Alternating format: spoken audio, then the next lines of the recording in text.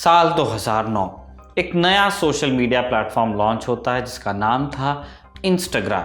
हालांकि उस वक्त रील जैसा कोई सिस्टम था नहीं, तस्वीरें लोग डाला करते थे या फिर कुछ पोस्टर। ऐसा ही एक पोस्टर इंस्टाग्राम पर वायरल हुआ जिसमें लिखी हुई थी दुनिया के अंत की तारीख 21 दिसंबर 2012। प्रलय का ये बुखार ऐसा चढ़ा कि हॉलीवुड वालों ने पूरी फिल्म बना दी 2012 के नाम से। 2012 में प्रलय होगा, अब ये बात कहां से आई थी? स्क्रीन पर पत्थर की एक डिस्क आपको दिख रही होगी। ये एक कैलेंडर है और इस कैलेंडर की अंतिम तारीख थी 21 दिसंबर 2012। प्रलय होगा ऐसा कहीं लिखा नहीं था, लेकिन फिर भी मान लिया गया कि अंतिम तारीख है तो इसी दिन प्रलय होना ही है। प्रलय और अंत की सारी बातें क्लिक बेट्स थी, सो चर्चा खूब हुई। लेकिन जिस कैलेंडर से ये तारीख निकली उस कैलेंडर का संबंध है एक हजारों साल पुरानी सभ्यता से, जिसकी असली कहानी प्रलय से कहीं ज्यादा रोचक है। हम बात कर रहे हैं माया सभ्यता की। क्या थी माया सभ्यता, कैसे ये शुरू हुई, कैसे रहते थे माया सभ्यता के लोग, वो क्या थे, कैसे पूछते थे, किसे पूछते थे, और इस सभ्यता का अंत कैसे हुआ, जानेंगे आज के एपिसोड में। नमस्ते, मैं हूं निखिल और आप देख रहे हैं तारीख।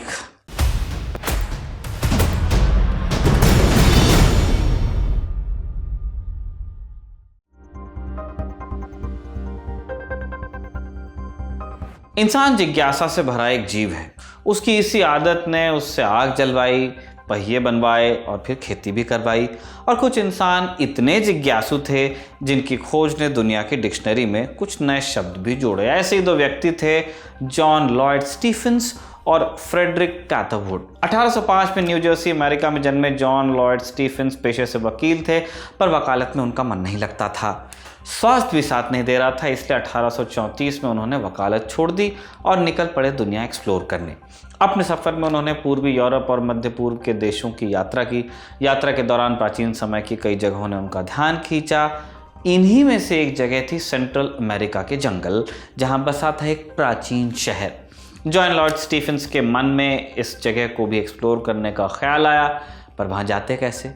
तब उन्होंने अमेरिका के तत्कालीन प्रेसिडेंट से मदद मांगी और चल पड़े सेंट्रल अमेरिका के देश हॉन्डुरस की तरफ। स्टीफेंस ने अपनी यात्रा में एक पुराने साथी को भी जोड़ा अपने, जिनका नाम था फ्रेडरिक कैथरवुड, जो उनकी कई किताबों के लिए इलस्ट्रेशंस बना चुके थे।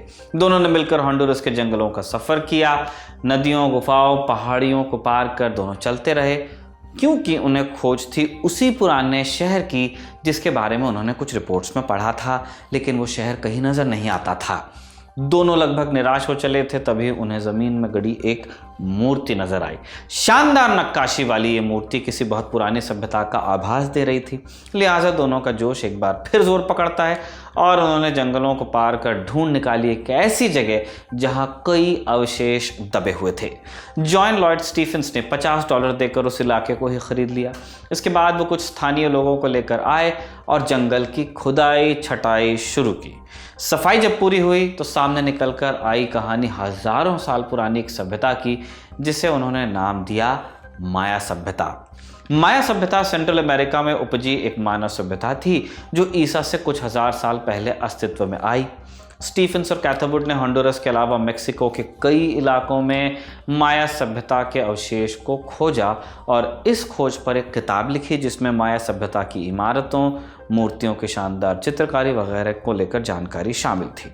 इस किताब से दुनिया को पहली बार माया सभ्यता का पता चली 3000 साल पुरानी सभ्यता के बारे में कुछ दिलचस्प बातें भी। और शुरुआत हम करने वाले हैं, जैसे कि करनी ही चाहिए, खाने से। खोज में पता चला कि माया सभ्यता के लोग खेती करके अपना पेट भरते थे, यानी अच्छे खासे सिविलाइजेशन से आते थे, कृषि करना जानते थे। इनके भोजन में मक्का, सेम यानी बीन्स भी शामिल थे। कुछ सबूत ऐसे भी मिलते हैं कि माया सभ्यता के लोग चॉकलेट भी खाते थे। ये सभ्यता एक बड़े इलाके में फैली थी। आप नक्शे में देखेंगे तो साउथ मेक्सिको से लेकर ग्वाटेमाला, हॉन्डुरस, एल साल्वाडोर और निकारागुआ तक के सभ्यता के शहर बने हुए थे। युक्तान इसका एक प्रमुख शहर था। आज भी इस एरिया में माया सभ्यता को मानने और उसकी भाषा तक बोलने वाले लोग मिल जाते हैं। फिलहाल जानते हैं माया सभ्यता का पॉलिटिकल सिस्टम कैसा था।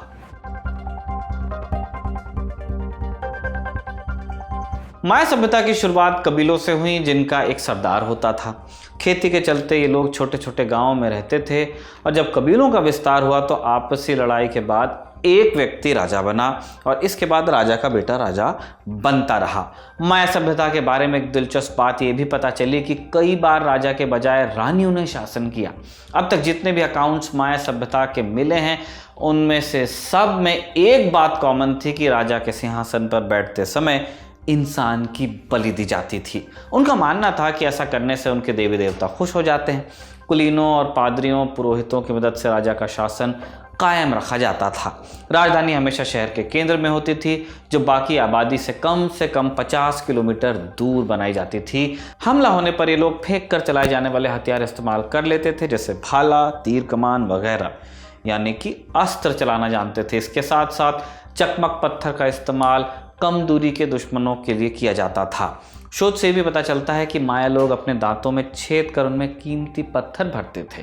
बचपन से ही बच्चों के सरों को दबाया जाता था ताकि खोपड़ी का आकार लंबा रहे।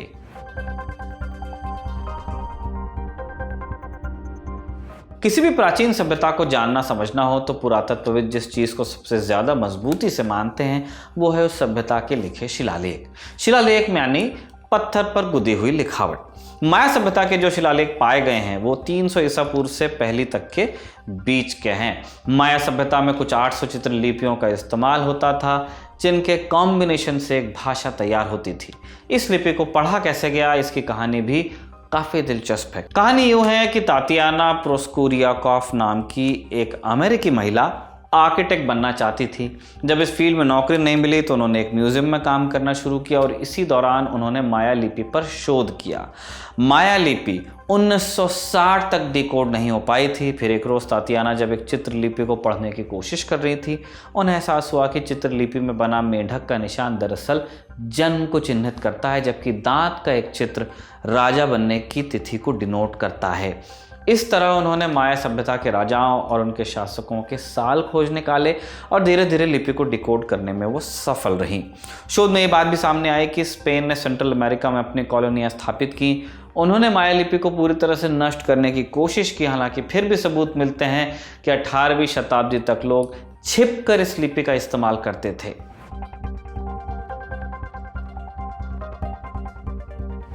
माया सभ्यता के लोग ईश्वर में विश्वास रखते थे। वो लोग करीब 5000 से अधिक देवी देवताओं को पूजते भी थे, पॉलिथीस थे। इनके मुख्य देवताओं में सूर्य और चंद्र देवताओं का प्रमुख स्थान था। इस सभ्यता का सबसे प्रसिद्ध स्थल चिचेन इत्जा एक पिरामिड है जो मेक्सिको के युकाटन शहर में स्थित है। दिलचस्प बात यह है कि माया सभ्यता और मिस्र की सभ्यता दोनों अलग अलग विकसित हुई, लेकिन दोनों सभ्यताओं ने पिरामिड्स बनाए लगभग एक जैसे ही। माया सभ्यता के पिरामिड देवी देवताओं को समर्पित थे और इनके अंदर जगुआर जैसे जानवरों की मूर्तियां बनी हुई हैं। युकाटन के पिरामिड की एक खास बात यह भी है कि इसके सामने ताली बजाने पर चिड़िया के चहचहाने जैसी आवाज आती है। इस पिरामिड में कुल 365 सीढ़ियां हैं जो साल के दिनों के बराबर हैं। इससे पता चलता है कि इस नंबर का माया लोगों के लिए धार्मिक महत्व रहा होगा। इन मंदिरों में इंसान की बलि भी दी जाती थी। माया लोग किसी इंसान की बलि देने से पहले उन पर नीला रंग लगाते थे और बलि अक्सर देवताओं को खुश करने, बारिश अच्छी होने या फसल अच्छी होने की कामना के लिए दी जाती थी। इंसानों के अलावा अनाज, शहद, फूल, लोबान, सिगार, इन सब को पूजा के लिए चढ़ाया जाता। नए साल पर पूजा की एक खास रस्म निभाई जाती, जिसमें मक्के के ठीक 415 दानों से एक ड्रिंक बनाई जाती और इसे लोगों को पीने के लिए दिया जाता। माया सभ्यता में शराब का भी खूब इस्तेमाल होता था। माया लोगों को विश्वास था कि शराब पीकर वो आत्माओं से बात कर पाते हैं। शुरुआत में हमने आपको माया सभ्यता के कैलेंडर के बारे में भी बताया था। डिस्क की आकार का यह कैलेंडर माया सभ्यता की सबसे मशहूर निशानी है। इस कैलेंडर में एक साल 290 दिन का होता था। माया कैलेंडर में 20-20 दिनों के 18 महीने होते थे और 365 दिन पूरे करने के लिए 5 दिन अतिरिक्त जोड़े जाते थे, इसलिए इन 5 दिनों को अशुभ माना जाता था। इसी कैलेंडर का इस्तेमाल तारीख तय करने के लिए होता था और इसी की बदौलत माया सभ्यता के लोग भविष्यवाणी करते थे या दावा करते थे। हमने शुरुआत में बताया कि इस कैलेंडर में सिर्फ 21 दिसंबर 2012 तक की तारीख गिनी जा सकती थी, इसलिए जब लोगों ने इसे पढ़ा तो कुछ ने इसका मतलब ये निकाल लिया कि इस तारीख को दुनिया ख़त्म हो जाएगी। दुनिया तो ख़त्म नहीं हुई, लेकिन तमाम सभ्यताओं की तरह माया सभ्यता का भी पतन हुआ।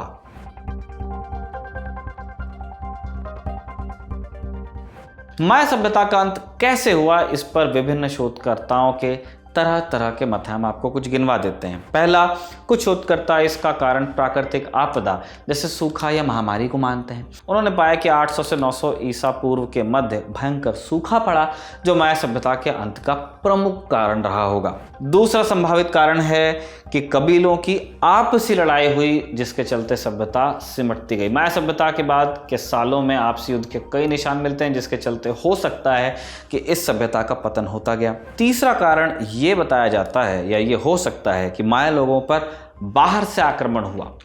चौथा कारण ये बताया जाता है कि संभव है कि बीमारी या महामारी के चलते माया सभ्यता के लोग अपने शहर छोड़कर चले गए। कुल मिलाकर कहें तो थेरीज कई सारी हैं, लेकिन जैसे सिंधु घाटी के पतन का ठीक कारण नहीं बताया जा सकता है, एग्जैक्ट कारण पॉइंट आउट नहीं किया जा सकता है, उसी तरह माया सभ्यता का अंत भी अभी तक एक रहस्य है। हालांकि ऐसा भी नहीं कि यह सभ्यता पूरी तरह खत्म हुई हो। जैसे यूरोप वासियों के आने से अमेरिका जैसे देशों में मूल निवासियों का सफाया हुआ, वैसे ही 1500 के आसपास स्पेनिश लोगों ने माया संस्कृति को मिटाने की भरसक कोशिश की। इसके बावजूद ग्वाटेमाला, मेक्सिको जैसे देशों में अभी कई जनजातियां रहती हैं जो माया सभ्यता की भाषा, धर्म, रीति रिवाज और पहनावे को फॉलो करती हैं। इसी के साथ आज का एपिसोड समाप्त होता है। इस एपिसोड को लिखा था हमारे साथी मानस ने और उनकी मदद की हमारे साथ इंटर्नशिप कर रहे शिवांश ने।